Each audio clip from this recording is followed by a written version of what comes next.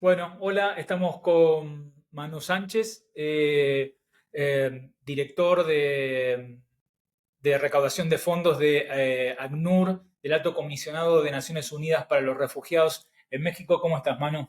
Muy bien, Marcelo, un placer estar contigo, un placer pues poder dirigirme a las audiencias de fundraisers. Muy bien. Vamos a hablarle cerquita al Ok, micrófono, así tenemos, porque este podcast, bueno, este podcast se llama Ser el Movimiento. Y Ser el Movimiento viene de la canción Bailar en la Cueva de Jorge Drexler, que dice, no hay que estar en el movimiento, sino ser el movimiento. Entonces, yo creo que vos, como todas las personas, todos los profesionales que están pasando en este podcast, son personas que son el movimiento. Así que por eso estamos muy contentos de poder contar con vos. un Así gusto. que muy felices de poder tenerte en Ser el Movimiento. Y me gustaría presentarte. Bueno, Manu, como ahora lo van a escuchar, tiene un acento bastante particular, ¿no? Entonces, él comenzó en Puebla trabajando en temas de gestión de ONGs, pero después se fue a Ayuda en Acción en España, después a Aldeas Infantiles en España, con alianzas corporativas, luego en la región en América Latina, Claro. en Aldeas Infantiles, y luego llega acá a NUR hace algunos años a trabajar como director en Aldeas Infantiles. Trabajó como manager regional, con lo cual tuvimos el placer también de trabajar juntos y muy contentos del trabajo que realizamos. Y, y bueno, eh, obviamente yo le digo Manu, lo vamos a decir Manu, porque Manuel no me suena natural. Eh, Son esas personas que trabajan en el sector y que muchas veces no se conoce todo el nivel de influencia que tiene el trabajo que uno hace, inspirando la generosidad y la solidaridad de las personas, ¿no? Entonces, Claro. esta profesión apunta a ese tema. Así que bueno, muy felices de poder estar con vos. Es un honor, Marcelo, es un honor. Bueno, Gracias. bueno, primero la primera pregunta que te quería hacer es básicamente ver si cuando tenés una reunión familiar, sé que sos papá, ¿cómo te presentás en una reunión cuando no es por trabajo, ¿no? Que no es sencillo. No, de hecho es una de las grandes, es una pregunta muy buena porque es difícil terminar de explicar el trabajo que hacemos como fundraisers. Yo lo que suelo decir es que trabajo para mejorar el mundo, para mí es claro, y esa es, digamos, mi motivación. Otra cosa es que el destino me ha llevado a transformar el mundo desde este lugar. Transformar el mundo es mejorarlo, ¿no? Mejorarlo para miles de personas, muchas personas que, pues, por diferentes circunstancias, pues, están en una situación muy complicada, ¿no? Ujú, Y mi trabajo consiste en eso, trabajo con gente maravillosa. Nuestro objetivo es ese, cambiar ujú, vidas, mejorarlas, ujú, trabajar un poco desde una óptica de servicio hacia los demás. ujú. Reitero, otra cosa ya cuando tengo que entrar a hablar de recaudación de fondos, que es donde ya pierdo la mitad de la audiencia, pero Claro, bueno. pero yo lo diría así, Marcelo, o sea, para mí ya un poco más desarrollado, en muchos sentidos recaudar fondos es hacer un activismo, es Ujú, ser un activista, y es transmitir y convencer transmitir y sí, transmitir y contagiar esa pasión ujú.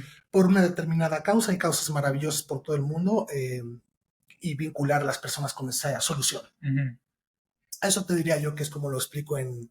sí. En esas reuniones. Bueno, contanos un poco, estamos en este momento grabando en Ciudad de México, en las oficinas de la ACNUR.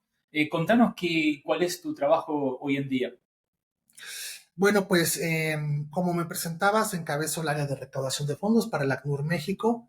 Eh, Tengo un equipo maravilloso que, digamos, que se orienta en como dos grandes segmentos. Por un lado tenemos todo lo que es donantes individuales y luego por otro lado tenemos todo lo que tiene que ver con donaciones de liderazgo. Donaciones o leadership giving, donaciones de liderazgo, con está compuesto por pues muchos perfiles o muchas audiencias.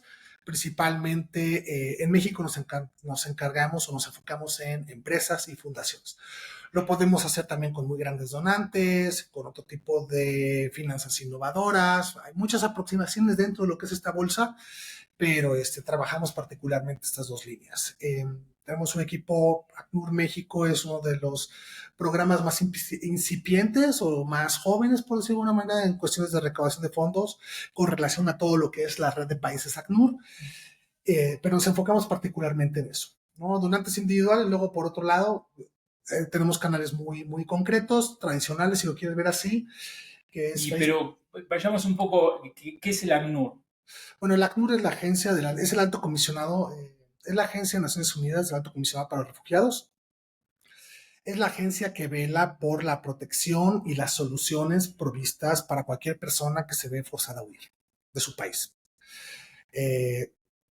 Estas personas huyen de sus países principalmente por razones de persecución. Hay persecución religiosa, hay persecución identitaria, hay persecución política, pero en Latinoamérica particularmente por razones de violencia.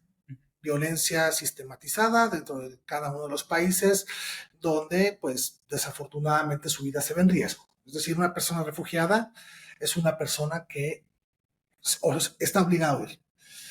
Y lo que es peor, en cierto sentido, es que el retorno es muy poco probable o básicamente inviable. En el corto plazo, digamos. En el corto plazo y para muchas personas, bueno, pues es imposible. Es imposible. Si la circunstancia de violencia que la obligó a huir es algo que cambia, definitivamente. Otra situación que puede provocar esta huida es los conflictos, ¿no? Hay países que están y zonas que tienen pues, largos periodos de conflicto bélico y eso a fuerza a la gente a huir de sus países, ¿no? Entonces, dependiendo de la circunstancia, se puede pensar o no en un retorno. Lo que creo que hace diferente a ACNUR México es que, dadas las condiciones de país, condiciones políticas, de marco legal, de articulación con diferentes actores, México se ha vuelto un país de destino para todas las personas que se ven forzadas a huir. México siempre ha sido pensado como un país de tránsito. Si yo paso por México para llegar a Estados Unidos, cada vez más estamos hablando de México como un país de destino. Un país que acoge. México tiene una tradición histórica de acoger personas refugiadas. Todo el siglo pasado ha habido migraciones, pues no quiero decir masivas, pero en grandes bueno, la dictadura militar en Argentina, muchas de las personas, muchos de los exiliados vinieron a residir a México, obviamente, y hay otros tipos de situaciones en las cuales México ha sido un país que ha hospedado en este tipo de, abierto los brazos en este tipo de situaciones, ¿no? Claro. Totalmente. Y ahora, en este momento, ¿cuáles son las situaciones que están acogiendo en este momento? Pues mira, los desafíos actuales se mantienen en el sentido de que si bien ha habido una reducción en el tránsito hacia Estados Unidos debido a las circunstancias políticas en la frontera norte, definitivamente hay mucha gente ya varada en México, ¿no? Varada en México que no tiene la noción de si puede optar o no al refugio en México, porque, bueno, le llamamos movimientos mixtos, son personas que cruzan a lo largo del país, pero no se identifican como una persona refugiada, ¿no? Es un estatus específico ser refugiado. Exactamente, hay un marco legal internacional, luego cada país lo va bajando de diferentes maneras, pero definitivamente en México hay muchas personas que se encuentran en una situación muy vulnerable, con las que trabajamos, identificamos desde la frontera sur, en Tapachula, pues para poderles acompañando en el proceso. Trabajamos mucho con la administración pública, particularmente la COMAR, en México es la Comisión de Ayuda a las Personas Refugiadas, con la Comisión de Ayuda a los Refugiados, que es el ente público que ordena todo el proceso de registro y reconocimiento como persona refugiada en México. Trabajamos muy de la mano con ellos, con todas las autoridades públicas, en todas las instancias, federal hasta municipal, porque, bueno, pues cuando una persona llega a México y a lo mejor tiene ya desde lo que es el trayecto desde Centroamérica, tiene una noción de que puede aplicar a la condición de refugio, pero es desde la recepción en Tapachula, el acompañamiento con la administración pública, el provisionamiento Sí, sí, pues, de atención, todo lo que claro. implica ese acompañamiento. Digo, quería mencionar un poco esto porque, por un lado, como vos decías, de alguna manera el desarrollo de fondos es una expresión de un activismo y quería traerte a esta parte que es importante en relación eh, a tu decisión en la vida Sí, a dedicarte a estos temas, ¿no? Porque trabajaste en ayuda en acción en sí. España, trabajaste con aldeas infantiles, ahora estás trabajando, es decir, y acá viene una pregunta personal, ¿no? Es decir, ¿qué te llevó a dedicarte en la vida a estos temas? O sea, ¿hubo algún momento, alguna persona que te influenció, algún contexto que te llevó a dedicarte a estos temas? También una muy buena pregunta. Siento que creo que podría trabajar para muchas causas. Si te pones a pensar en mi trayectoria, siempre he estado en organizaciones que están orientadas a la infancia, con diferentes aproximaciones, pero infancia siempre ha sido, digamos, como mi núcleo, ¿no? Mm, de trabajo. Pero entre aldeas infantiles y ACNUR también estuve en Teach for All, es una organización preciosa con un enfoque más orientado a la educación. Salgo de Teach for All y me empiezo a preguntar si no quiero también trabajar como para otras causas, porque problemáticas hay que dar, vamos, o sea, hay muchas, ¿no? Y yo identifiqué muy personalmente dos grandes desafíos para los años venideros. El primero es el desplazamiento humano, ujú, o sea, como lo quieras ver, migración o refugio porque estás ujú. huyendo, y por otro lado es el medio ambiente. Y particularmente estas dos causas, porque, bueno, pues soy un apasionado de todas las causas sociales en cierto sentido, pero esas dos causas porque me parece que son muy transversales. Cuando tú hablas de desplazamiento forzado y hablas de medio ambiente, hablas de prácticamente todos los colectivos. Mujeres, niños, Pero te me niñas. estás yendo por las ramas. Ok. Te me estás yendo yo te pregunté a nivel personal. Acá me estás hablando de decir, ¿qué te hizo? O sea, porque podrías haber sido trabajado en comunicación, en marketing, vos trabajaste con empresas, o sea, sos un especialista en estas alianzas corporativas. O sea, por qué esto, no? O ¿Por sea, qué ¿fue de fundraising? casualidad? ¿Por qué fue? No, digo, ¿por qué las causas sociales? ¿Por qué no Ah, trabajaste en una empresa corporativa de venta de teléfonos, de refrescos o de... Digo, qué fue en algún momento de tu historia que te llevó a dedicarte a esta temática? pues yo creo que, o sea, creo que empezó con la crianza, es decir, mi familia, mi padre, mi madre siempre fueron personas muy dadas a apoyar a los demás, ¿no? Quizás desorganizadamente, desde el corazón, pero siempre han Ujú. sido muy, muy vinculadas a apoyar a los demás.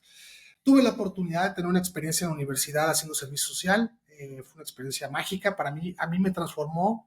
¿En qué tema, Manu? Me tocó dar regularización educativa para personas adultas mayores que no habían terminado la primaria. O sea que le estabas ayudando Sí, a alfabetizar, soporte exacto. educativo en ese sentido. Matemáticas y español principalmente, y, Ujú. y el objetivo era que tomaran los exámenes para poder certificarse como haber terminado la primaria, la educación Ajá, primaria.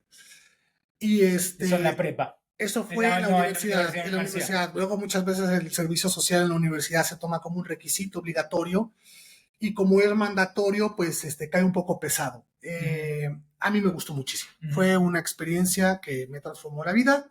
En ese sentido, me gustó sentir que de alguna manera podía, pues, tener un impacto positivo en el mundo. Un impacto positivo en el mundo, porque además, desde un punto de vista egoísta, si tú haces algo porque el mundo mejoró, todo eso revierte en ti, si lo Ujú. quieres ver egoístamente, ¿no? Ya no solamente que toca la vida de una persona, para bien y para mal, sino que, bueno, en este caso para bien, sino que es algo que generas para ti, para tus amigos, para tu familia, para tus seres queridos, para todo el mundo. O sea, si prosperamos, es algo que revierte. Ujú. Eh, Así que eso fue como un tema. O sea, por un lado tu familia sí, y por otro lado esta experiencia que te brindó la universidad. sí, Y hay mucha gente que nos está escuchando y nos está viendo también, porque esto en YouTube. lo vamos a estar lo estamos emitiendo desde YouTube. Nada, que a veces pareciera que estas experiencias no tienen impacto o son cosas chiquitas. Pero bueno, estamos sentados en este momento en una oficina que trabaja para Naciones Unidas, ayudando a un montón de personas refugiadas, migrantes, desplazados.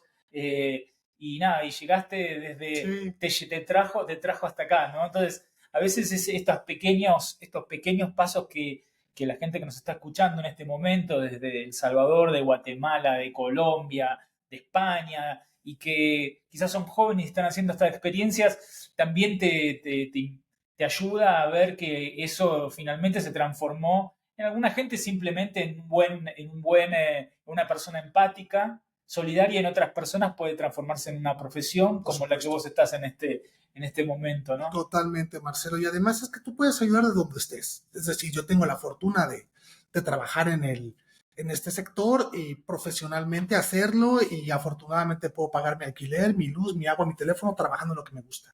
Pero realmente cualquiera lo puede hacer desde donde esté. Y después cuando empezaste a trabajar en esto, ¿qué referencias, qué te llevó de música, de cine, de literatura, que de alguna manera decís, esto me marcó también? Pues por un lado, digo, suena como una entrevista de una persona famosa, pero de alguna manera lo que buscamos en este podcast también es decir, encontrar que detrás de alguien que está trabajando, despertando, haciendo campañas que probablemente ve a la gente pidiendo donaciones en la calle, o haciendo una campaña por televisión, o una campaña en redes sociales, hay una persona detrás de todo esto, y en este caso, en tema de refugiados, en el ACNUR, sos vos, ¿no? Entonces, todo esto para darte tiempo para que pienses, ¿eh? No, está muy bien. No, creo que lo tengo claro, Marcelo. A ver, pues evidentemente, no, yo no tuve claro trabajar en esto. Evidentemente yo salí de la universidad, estudié comunicación, me especialicé un poco más en sociología. A mí lo que me gustaba en ese momento era un poco la museografía. Ajá. Eso era, digamos, lo que yo en ese momento identificaba como pasión de vida, lo cual me lleva a otra reflexión, porque a lo mejor tomamos esas decisiones muy pequeños o pequeñas. Fue fortuito, Marcelo. Yo entré en esto de manera casual, es decir, hubo una vacante. Pero te quedaste. Bueno, fíjate.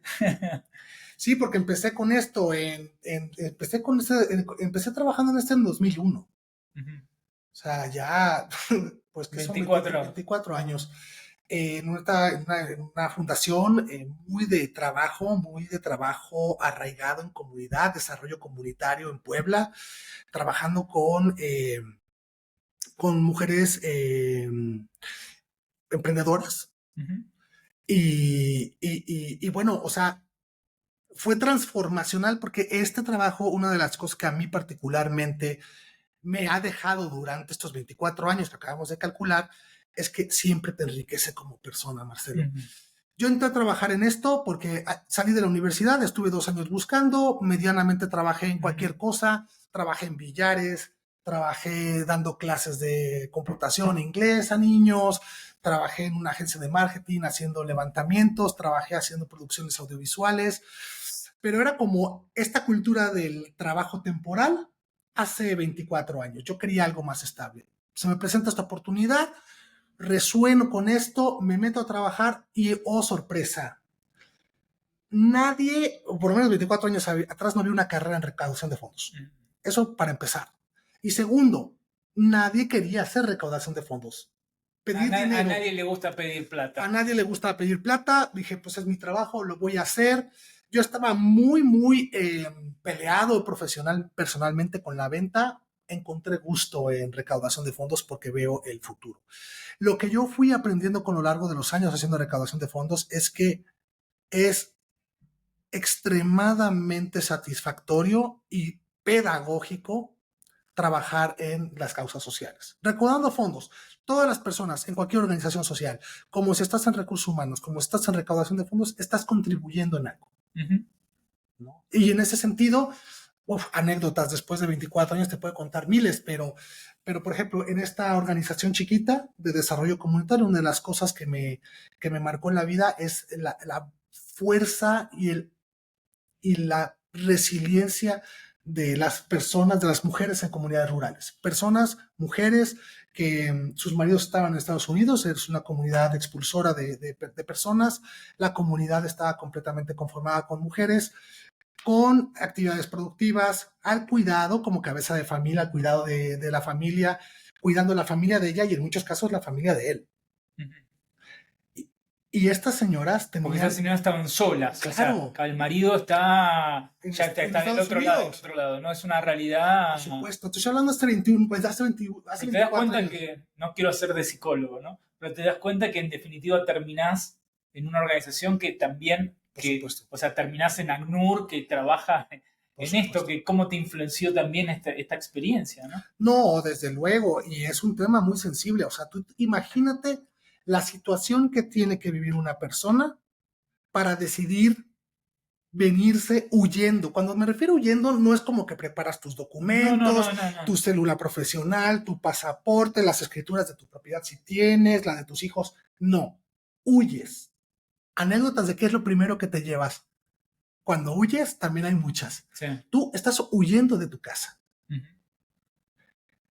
Cruzar varios países, llegar a México, queriendo quedarte en México o no, y tener la fuerza, la vitalidad, ese hambre de vivir, de decir, quiero reempezar una vida aquí, sabiendo todo lo que pude haber dejado, o sea, me parece extraordinario. Me habla de una virtud de la humanidad que desafortunadamente se ha puesto en evidencia por una mala circunstancia, pero es que los admiro profundamente. Ujú. O sea, esa ha sido una de las influencias en este sentido, en estos primeros trabajos que te Por llevó a este tema. supuesto. Y es un punto en común, Ujú. Marcelo. O sea, desde hace 24 años a la fecha, siempre ha sido para mí mágico, extraordinario, esotérico, la resiliencia de las personas, sean niños, sean jóvenes, sean señoras, sean señores, sean personas mayores, la resiliencia con la que salen adelante. Probablemente sus circunstancias no tendría esa vitalidad. Ujú. Me estremece. Ujú. No puedo dejar de admirarlo. Ujú. Y eso es lo que quiero seguir haciendo. Mira qué bueno. Es muy interesante lo que planteas y quizás estas experiencias son las que te sirven después eh, en algún momento para poder inscribir a las a personas para que donen, para que sean parte de las causas en las cuales trabajaste, ¿no? Por Entonces, supuesto. ¿vos qué crees que son, o sea, ya yendo un poco más a este trabajo, a compartir secretos de tu trabajo?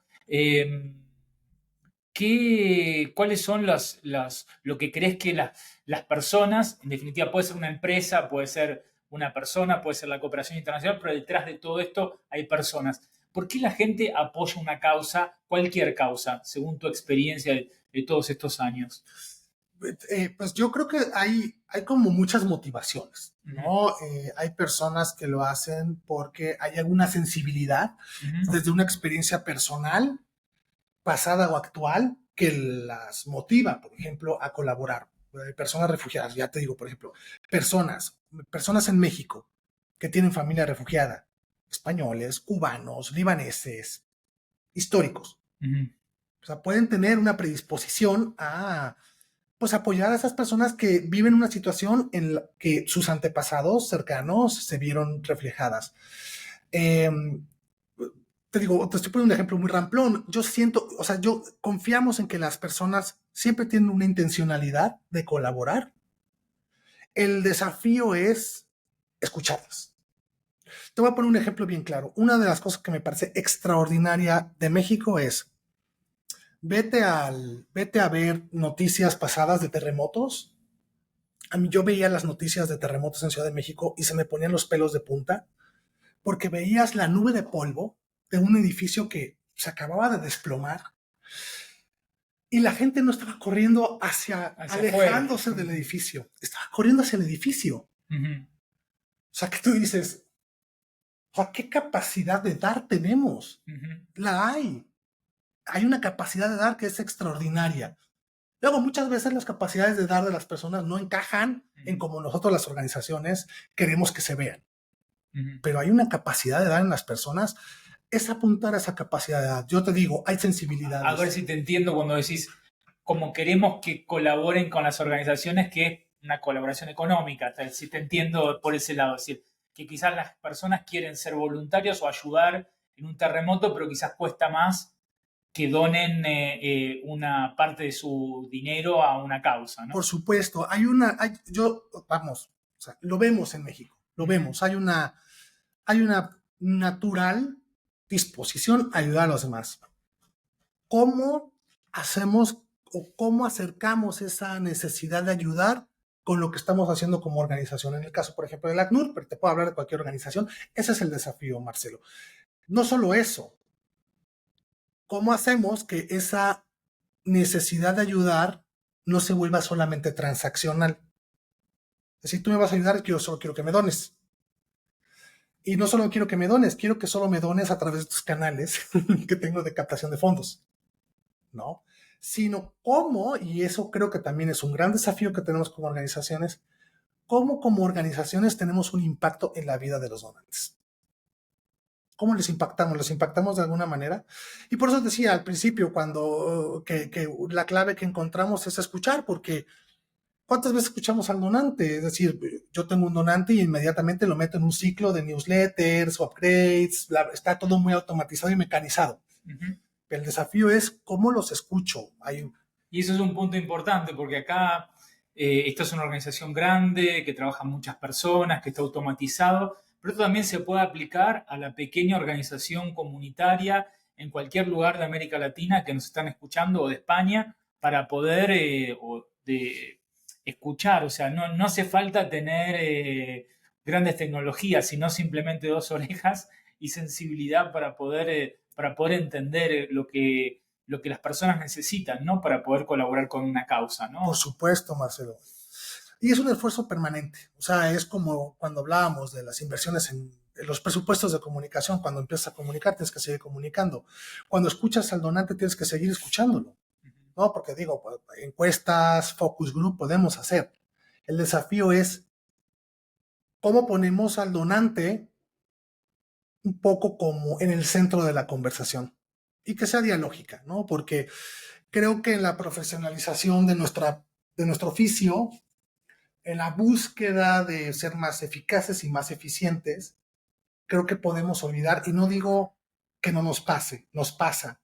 Es un desafío que tengo Manuel Sánchez y mi equipo lo tenemos hoy, y lo tuve en Teach for All, y lo tuve en Aldeas, y lo tuve en Ayuda en Acción, y lo tuve en la Fundación Empresarios por Puebla. Es un desafío que siempre vamos a tener. O sea, ¿cómo los escuchamos?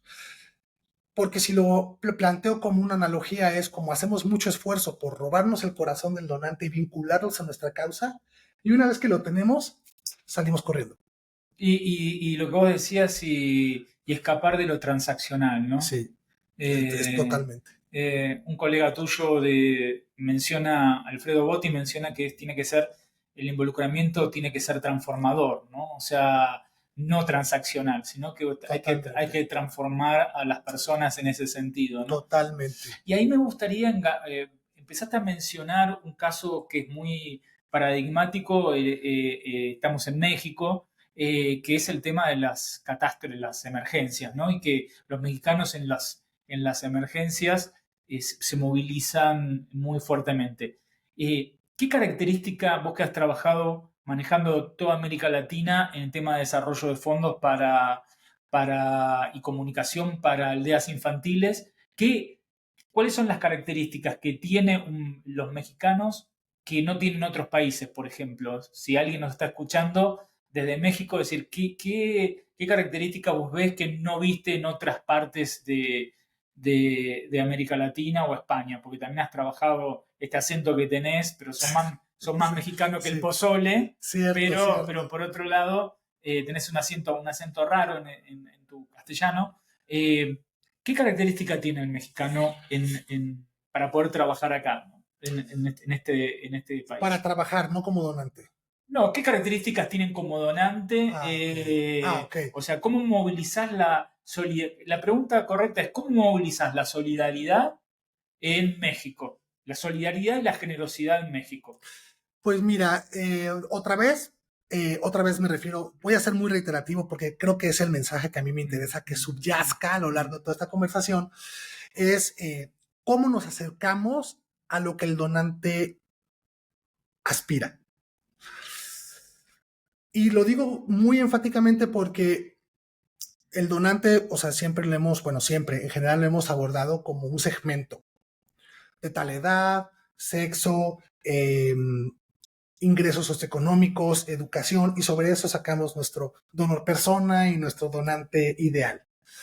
En el caso de México, por ejemplo, características que vemos que son interesantes. Uno, reitero, el mexicano, la mexicana son sumamente solidarias.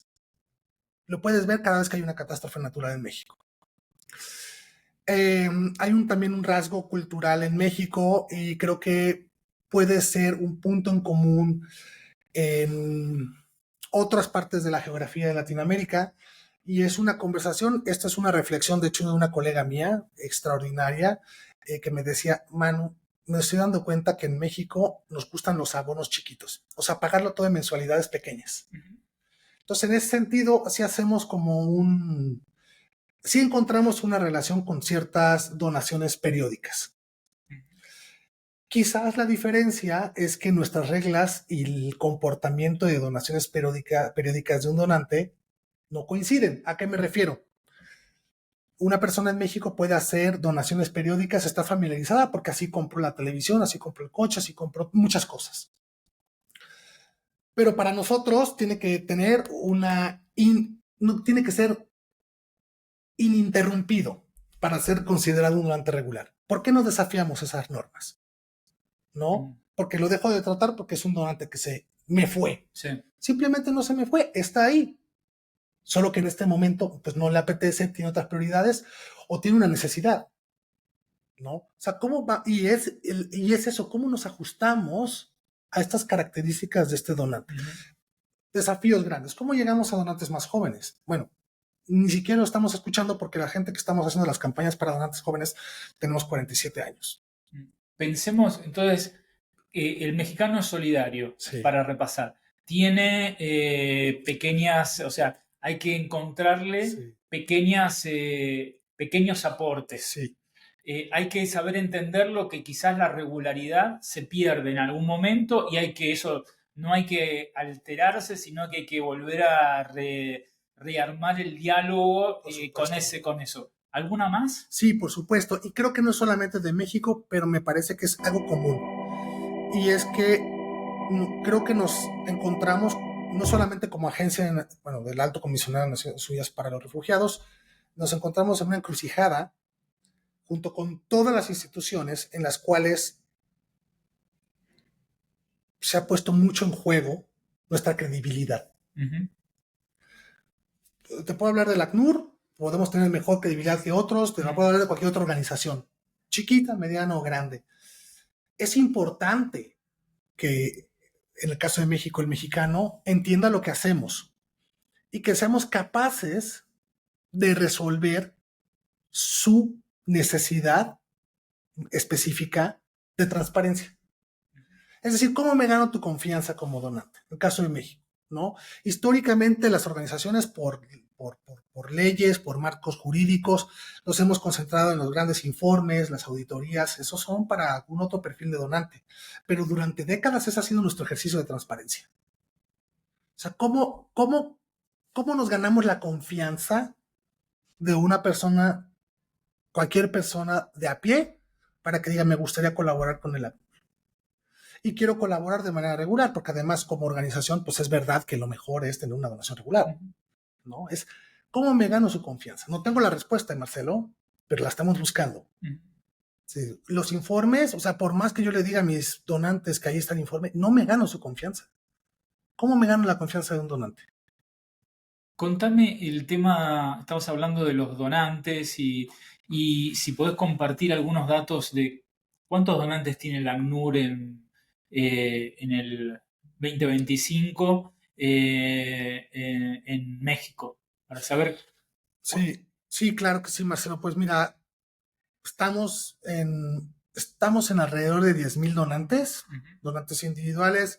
Con empresas tenemos una aproximación que le llamamos valor compartido, que es como generar alianzas en las que se resuelvan las necesidades de ambas partes. No apuntamos a un universo muy grande de empresas, sino a pocas empresas que puedan dar contribuciones financieras más grandes. Donantes individuales es un desafío en México, no solamente por el tema de generar la confianza, sino por la parte de mantener las regularidades. Los donantes que adquirimos, estos 10,000, por decirlo de alguna manera, están muy,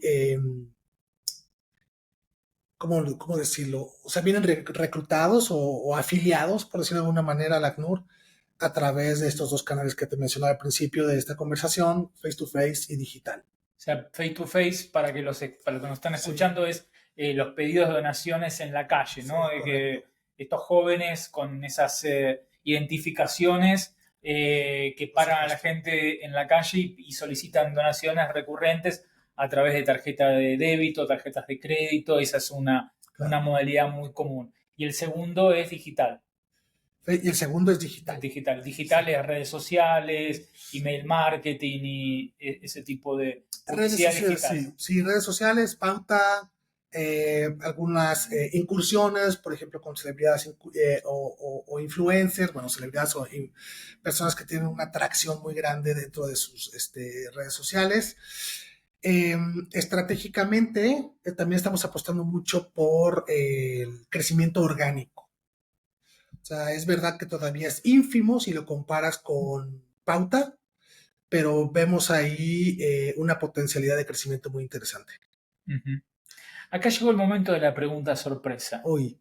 Sí, que la tenemos en tu teléfono, la pregunta sorpresa. Te la envía a tu teléfono. Okay, a ver si la podemos hacer correr. Está en tu WhatsApp. Alguien que te conoce. Esta es la parte que me pone... No te pongas nervioso. Es una pregunta de Ana Paola Pérez, desde Aldeas Infantiles, que te está haciendo una pregunta. A ver si lo ponemos en volumen y lo ponemos cerca del micrófono para que se escuche.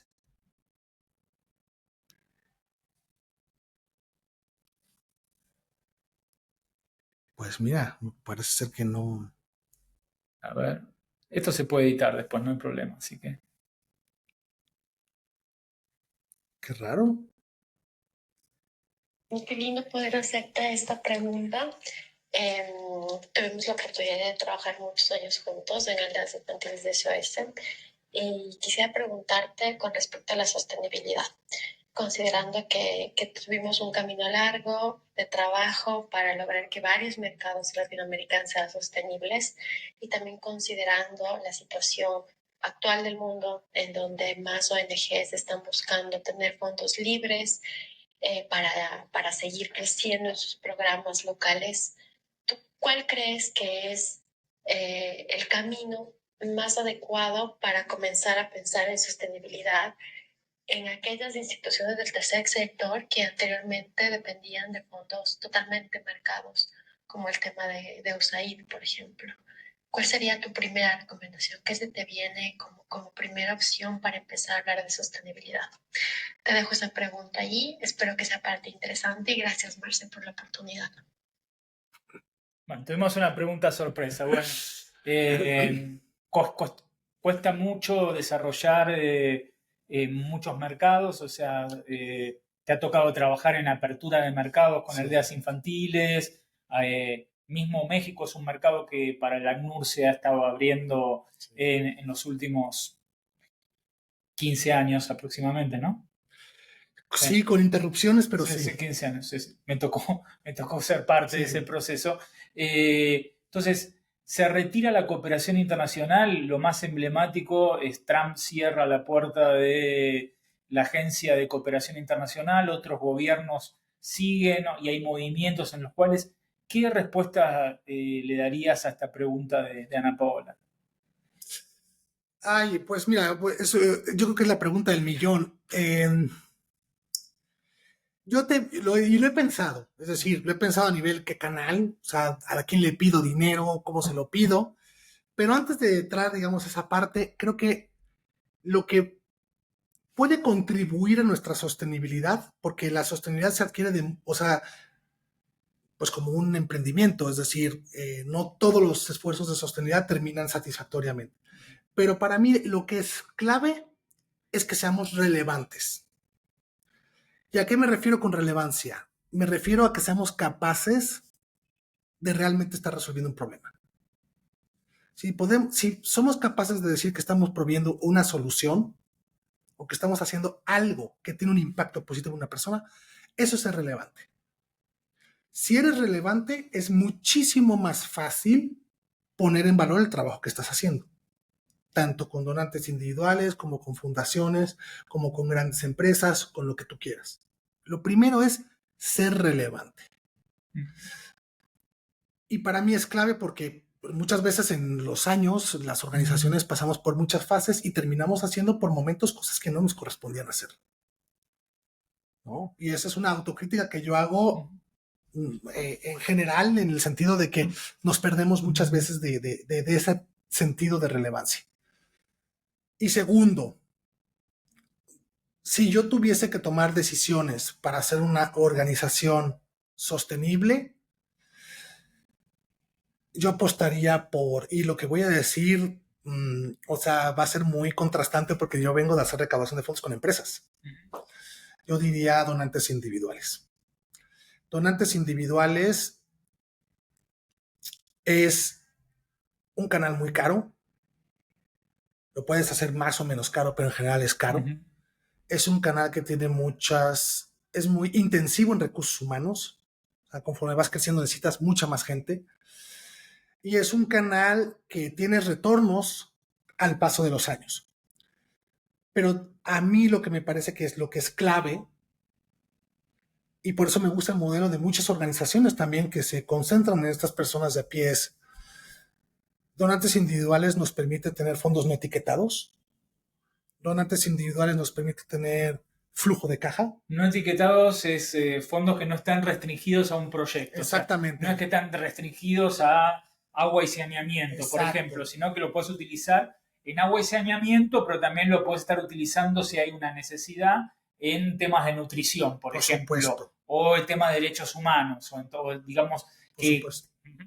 Totalmente de acuerdo, Marcelo. Esos son los fondos etiquetados, que solo los puedes usar para eso, y si quieres usarlo para otra cosa, tienes que pedir autorización al donante. Bueno, que hay un back and forth. Bueno, hay un ir y venir con el donante.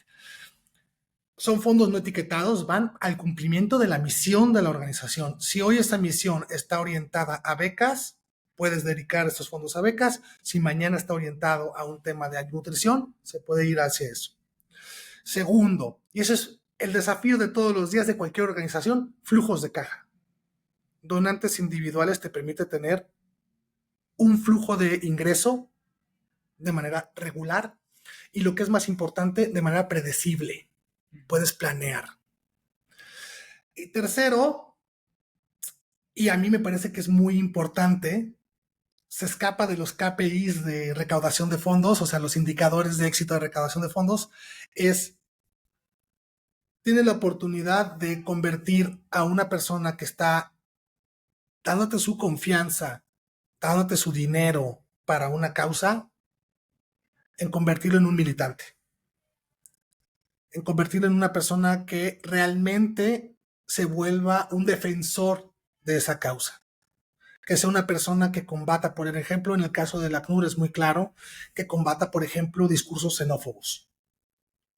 Una persona que cuando encuentre otra persona de una nacionalidad diferente a la suya en México, le tienda la mano, lo incluya, porque bueno, además está en el ADN del mexicano, eso me queda claro. En México es un país extremadamente inclusivo. Pero lo pone en práctica de una manera más, de una manera más frecuente, digamos, por ser donante todos los meses de una organización como... Por supuesto, Marcelo, o sea, donar dinero no es transformacional. O sea, esta parte, esa sensibilización, darle también herramientas, o sea, para decir, esto lo puedo cambiar. Esto es una conversación que he tenido con organizaciones de infancia, es decir, trabajamos con infancias en una situación muy vulnerable. ¿Por qué no pensamos que un donante pueda tener también conflictos con sus hijos? ¿Sabes? No, como organización no podríamos impactar la vida de ese donante también, o sea, más allá de sensibilizarlo o de hacerlo un portavoz, ¿no?, de los derechos de las personas refugiadas. ¿No tienen necesidades? Por supuesto que las tiene. Simplemente que no hablamos lo suficientemente seguido con ellos. Muchas gracias, Manu. Muy buena la respuesta, pero ahí me gustaría hacerte una pregunta que la tomé de un cuestionario que así a mí siempre me gustó de un entrevistador, Lipton, que él dice, ¿qué te enciende creativa o espiritualmente y qué te apaga? A mí me enciende la gente. Me enciende la gente, me enciende creativamente, me enciende mi equipo. Me enciende mi equipo. Hay una efervescencia natural haciendo esto, porque cuando escuchas, pues te das cuenta de que hay muchísimas cosas que has dejado de hacer. No es un donor journey, no es el viaje o el programa de fidelización del donante, ¿no? Hay un montón de cosas que puedes hacer. Es una de las cosas que a mí me motiva mucho, y por supuesto que me motiva mucho porque hacer recaudación de fondos es difícil, y no solamente por pedir dinero, sino porque pues implica y entraña otro tipo de conversaciones a las internas de las organizaciones. Escuchar a las personas por las cuales trabajas.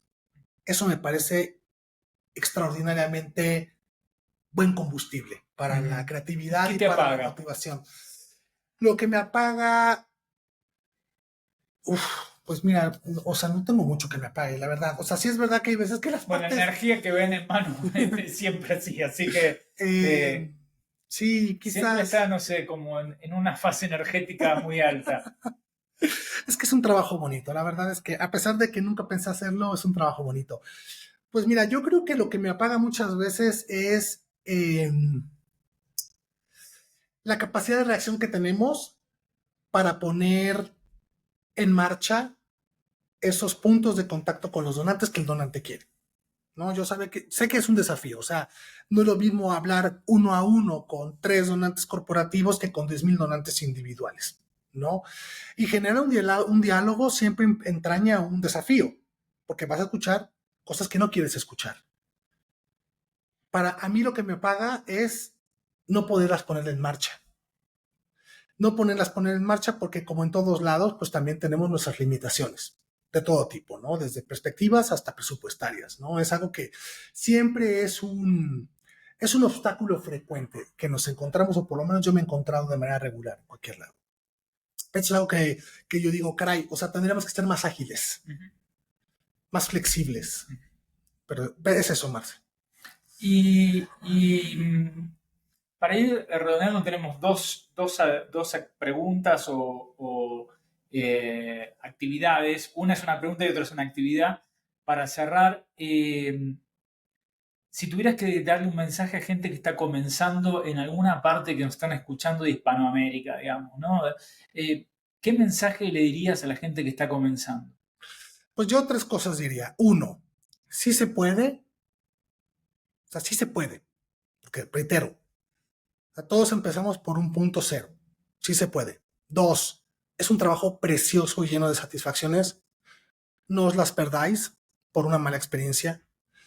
Y 3, siempre buscar ayuda. O sea, hay mucha gente con más experiencia, no solamente haciendo fundraising, sino también gestionando todo lo que implica hacer fundraising dentro de una organización. Siempre hay contenidos, siempre hay personas que están dispuestas a tender la mano. Busquen a esa persona. Es un trabajo que a veces se siente muy solo, porque, reitero, todavía sigue siendo difícil pedir dinero. Pero no están solos, no están solas. Pidan ayuda, acérquense a los demás, generen redes. Hay muchísima generosidad también en cuestión de compartir buenas prácticas, lo que no sale bien. Y creo que es como una red de soporte, porque, bueno, pues como digo, o sea, hacer fundraising es muy complejo y podéis estar expuestas a muchas frustraciones. Ese sería, digamos, mi mensaje principal. Bueno, muchas gracias. Para terminar, tenemos un ejercicio que usaban los surrealistas, que se llama Cadáver Exquisito. Me encanta. El nombre es raro, pero digamos, entonces vamos a compilar de todos los entrevistados, que vamos a hacer alrededor de 12, las frases, lo que dijo alguien al final, y vos la tenés que continuar. La última palabra que se tomó es acción y vos tenés que dar una frase corta para poder continuar eso y vamos a ver qué sale de todo esto y lo vamos a estar publicando en el Club de Fundraising al final. Entonces, la palabra es acción y vos tenés que continuarlo con alguna frase o una oración muy corta. Te puedes tomar un minuto ahí para pensarlo, ¿no? Ahí estamos. Mientras Manu está terminando escribiendo su frase para continuar en este ejercicio de planificación disruptiva, no racional, bueno, queremos agradecerle por haber participado en este Ser el Movimiento junto a Manuel Sánchez, director de Procuración de Fondos del ACNUR en México, y Manu está escribiendo la frase que está escribiendo más un libro, no una frase. No, además, como anécdota, Marcelo, es que ahora con Cadáver Exquisito era lo que, cuando mi esposa y yo nos conocimos, era lo que hacíamos en la universidad para entretenernos entre clases. Hacíamos cadáveres exquisitos, así que es un ejercicio que me encanta. Ya lo tengo. Bien. Y lo que planteé es: acción es lo que el mundo requiere para realmente transformar la vida de las personas. Bueno, muchas gracias, Manu. Muchas gracias, Marcelo. Muchas gracias a todas y a todos. Bueno, ahí terminamos. Tenemos que esperar que, mira, hay un 99% se va y va sumándose. Esta plataforma es muy interesante. ¿Cómo te sentiste? Muy bien, Marcelo. Siempre es bueno hablar contigo. La verdad es que luego, o sea, mira, ya o acá me costaba un poco. Sí, estamos ajustando. Y creo que al principio dije mal ACNUR. Creo que dije al principio mal ACNUR. Trastabillé. No, está muy bien. Está muy bien. Pero muy bien. Vamos a esperar a que termine de subirse. Vamos a poner un stop. Y se termina un nuevo episodio de Ser el Movimiento. Este podcast, al igual que todo lo que hacemos en el Club de Fundraising, es una iniciativa totalmente independiente. Y para que podamos seguir creando contenido gratuito, solo contamos con tu apoyo. En la descripción vas a encontrar un link para que te suscribas con pequeños aportes mensuales en distintos formatos desde cualquier lugar de Hispanoamérica. Y también es muy importante si podés darnos like, activar la campanita para enterarte de nuevos episodios y si te gustó, obviamente compartirlo. Bueno, ¿querés saber quiénes hacemos Ser el Movimiento? En edición de video, diseño y contenido para redes, Liliana Salazar. En edición de audio, Herencia Sonido. En la producción, Cande Flores. Y la coordinación y edición general del Club de Fundraising, Valeria Galloso. Y quien les habla en la conducción, Marcelo Iñarra Iraegui. Bueno, muchísimas gracias por acompañarnos. Nos encontramos en el próximo episodio de Ser el Movimiento.